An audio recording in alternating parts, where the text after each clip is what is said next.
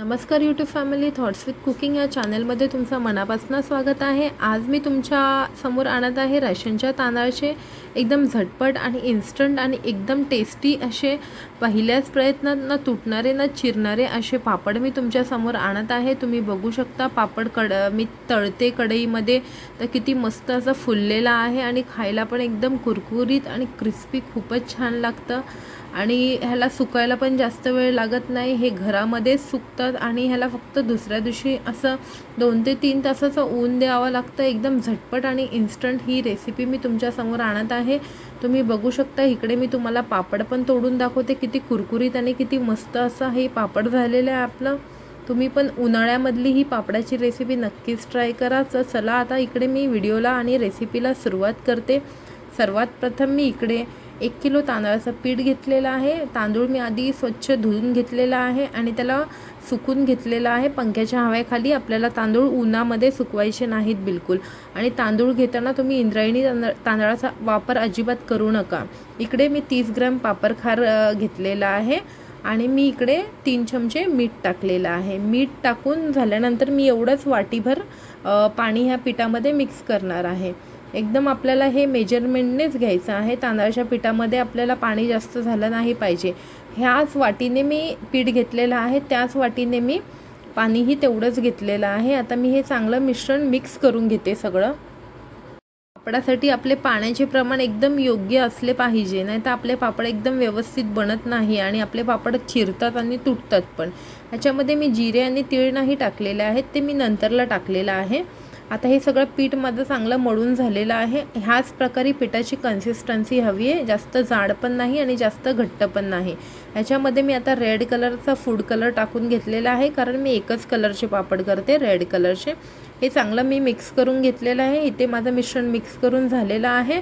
आता मी कुकर घेतलेला आहे आणि खालती एक जाळी ठेवलेला आहे आणि त्याच्यामध्ये थोडंसं पाणी टाकून घेतलेलं आहे।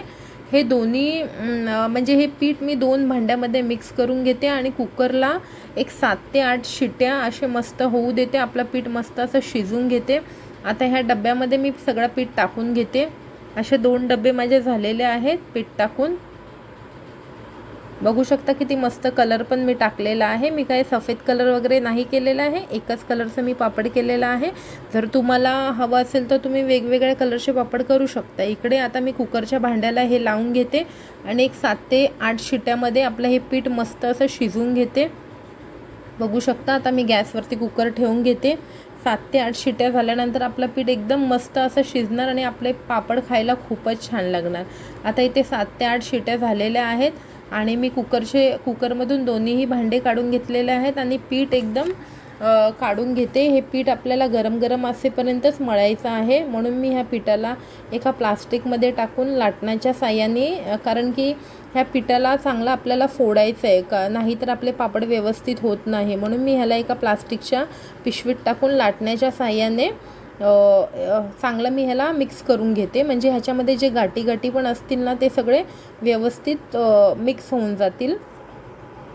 अशा प्रकारे तुम्ही पण करा, कारण हे खूप गरम असतं आणि हे पीठ आपल्याला गरम असेपर्यंतच मळायचं आहे। अशा प्रकारे माझं प्लास्टिकमध्ये हे मिक्स करून झालेलं आहे। आता मी हाताने ह्याला थोडंसं मळून घेते। मळून झाल्यानंतर मी इकडे आपले पापड बनवायला सुरुवात करते। इकडे माझ्याकडे पापड यंत्र नाही, म्हणून मी हे एक प्लेट घेते आणि प्लेटच्या साहाय्याने ह्याला प्रेस करते। असं गोल केलेले आहेत मी, 2 प्लास्टिक घेतलेले आहेत आणि प्लेटाने ह्याला प्रेस केलेलं आहे। बघू शकता किती मस्त पापड माझा गोल झालेला आहे। अशा प्रकारे मी तुम्हाला दुसराही पापड करून दाखवते।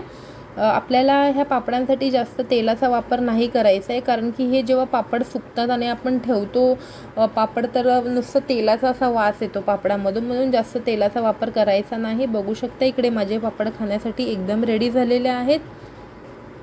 किती मस्त कलरही आलेला आहे। थोड्या पापडामध्ये मी जिरे आणि तीळ टाकलेले आहेत आणि थोड्या पापडामध्ये नाही टाकलेले आहेत। बघू शकता। तुम्ही जर माझ्या चॅनेलवर नवीन असाल तर माझ्या चॅनेलला सबस्क्राईब करा, माझ्या चॅनेलला जास्तीत जास्त शेअर करा, लाईक करा, सपोर्ट करा आणि व्हिडिओ शेवटपर्यंत बघितल्याबद्दल धन्यवाद। थँक्यू।